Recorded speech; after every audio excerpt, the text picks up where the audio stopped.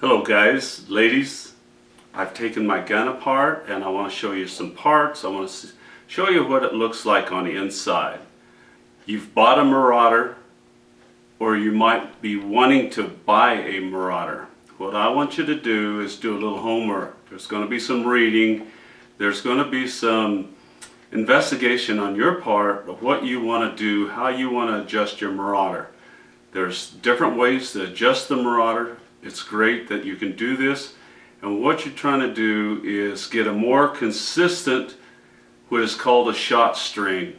Most generally is you can see it in a chronograph that will tell you what your how fast your pellet's going. But you're going to go on a website. It's MarauderAirRifle.com. It's a forum. It's a talk forum. Ask questions. Go on there, and there's people that knows what they're doing, knows what they're talking about, and they're more than happy to help you. It's better than going on YouTube having the wrong information given to you. Our assignment is go into MarauderAirRifle.com and go into tuning for accuracy. That's what you're looking for. There's several people that will help you. They seem to be really nice to what I can see, what I've read. I'm not really too sure who come up with these ideas. I don't want to give out any names and get the wrong name. The best thing to have with this type of tune-up is a chronograph. It'll tell your feet per second. You shoot through it and keep track of your shot strings, shot for shot, 20 shots, whatever. Then making adjustments with these adjustments I'm going to show you.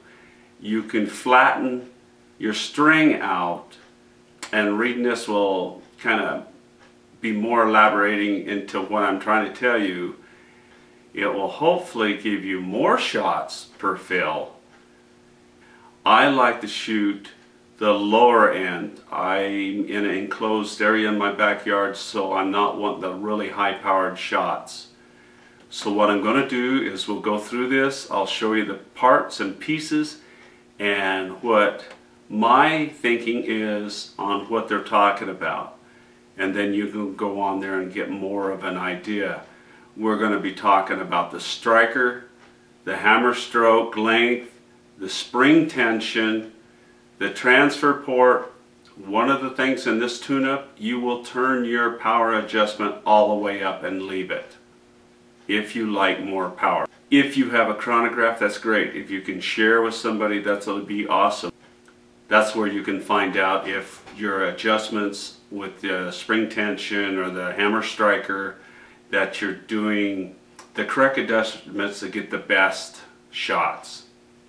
So anyway, we will go through and I will show you some parts, and then, like I say, go onto this website, get on there, ask questions, read the forums. There's a lot of stuff on there, and new people that are asking questions that's answered. And it'll give you a lot of ideas what you want to do. You might end up not even wanting to drill a hole. That will be totally your choice. So let's look at the parts of the gun and we'll discuss it. Okay, I took the valve and the parts of the gun. I put them in a little PVC pipe with a cutout in it so we can kind of see. This is the end cap with the spring. This is your hammer. This is your striker. This is your valve. Down here is the adjustment, power adjustment. And this is where, when this hammer strikes this valve stem, it will send air up here into your barrel. And that's right here.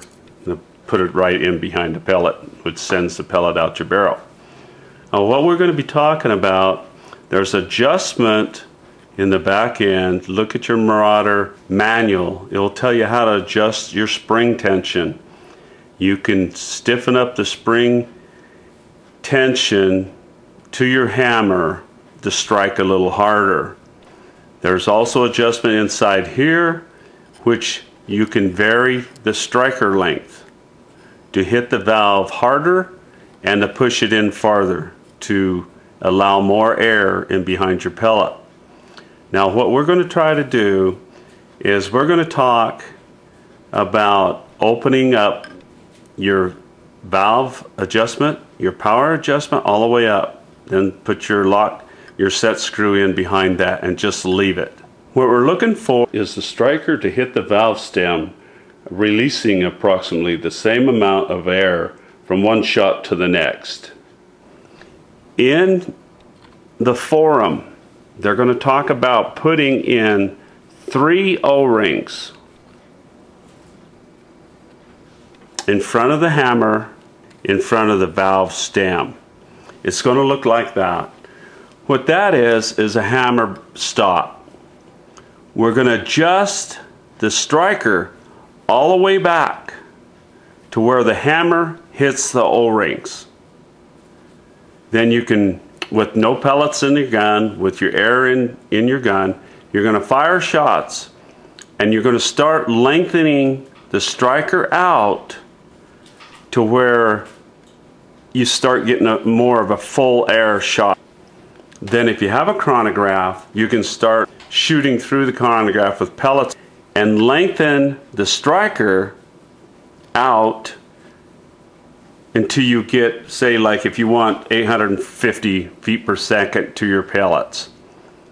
What we're wanting to do is this hammer, say if it's a full 3000 psi, the hammer might stop just outside, well, I don't have my striker set, but the hammer is going to go in and just not quite hit the O-rings. Then as you use up some of your air, the valve stem, it has less pressure. As you use up your air, the hammer's going to go in a little farther, letting the air out. The hammer is controlled in the distance it can travel by the O-rings, hopefully increasing the shots per fill and increasing accuracy. It should lower some of the high FPS shots and raise a few of the slower FPS shots, hopefully yielding a higher efficiency. These adjustments, a higher spring tension with a shorter hammer striker, might yield little or no hammer bounce, easier cocking effort, and good shot consistency. A higher spring tension could eliminate the need for a hammer debounce installation. I mentioned the hammer bounce system. What happens is when the hammer is thrown against the valve stem, it releases air, then the air will slam the hammer back and it might bounce back into the valve stem, releasing more air. So they have a little insulation that you can put in to hold it from bouncing back and forth. Increase in the spring tension or getting a heavier spring installed might keep it from even coming back off the valve stem. When it hits it and releases, the air pushes the hammer back, but the spring tension will keep it from bouncing. So by increasing your spring tension or putting a heavier spring could keep you from having to pay, I think it's about $35 or whatever, for the kit to, it's a hammer debounce system to put into your gun. So the increase in the spring tension might save you some money. And like I say, you're going to go on the forums and you're going to read up on this, and it'll help you understand what you might want to try to do to get a more accurate shot string and actually get more shots per shot string. I won't have a chronograph. I had some money saved up for that, but I ended up spending it in different areas. So it'll be a while before I have one of those. So what I will do is I'll just take the hollow points and make it accurate. Then I'll have the settings that I want. Your valve adjustment, power adjustment, is going to be all the way open, and we'll use the striker to adjust your velocity. If you're wanting high power, what they're recommending is go to a stiffer spring. On the forum, there's people talking about where you can buy that. It's a 10-pound spring where you can order them. It'll have the part numbers, it'll have everything that go with it to help you out get it. If you're wanting full power or more power, my gun shoots really good. I bought a 25 caliber and it's not doing very well with the pellets I bought for it, so I've still got a lot of work to do with it. But this is my 22 caliber and it does a really good job for me, for what I use it for. This is my opinion. What I will do is I'm not going to put the O-rings in the gun. I'm going to put it back together. This is something all of us can do, is buy a heavier spring. In the meantime, increase clockwise the strength of your spring into the hammer, and then maybe order a heavier spring. That's the way I'm going to do it. Put a heavier spring in, adjust your striker back, and then which would be counterclockwise to the left. Then as you're shooting, if you have a known pellet that's accurate, then clockwise turn it until you get the accuracy of that pellet that you like.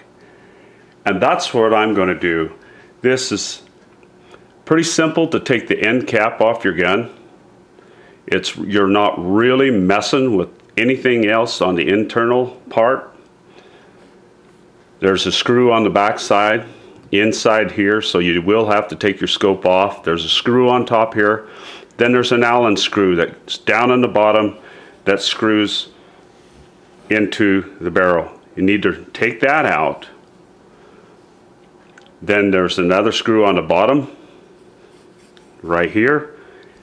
It's on spring tension, so you want to hold the cap as you take it off. And you can just pull the spring out, put it back in, the heavier spring, put your screws back in, and you're ready to go. I think that's the way I'm going to go right now. And hopefully it'll stop the hammer from bouncing, give me some more air that I can shoot with.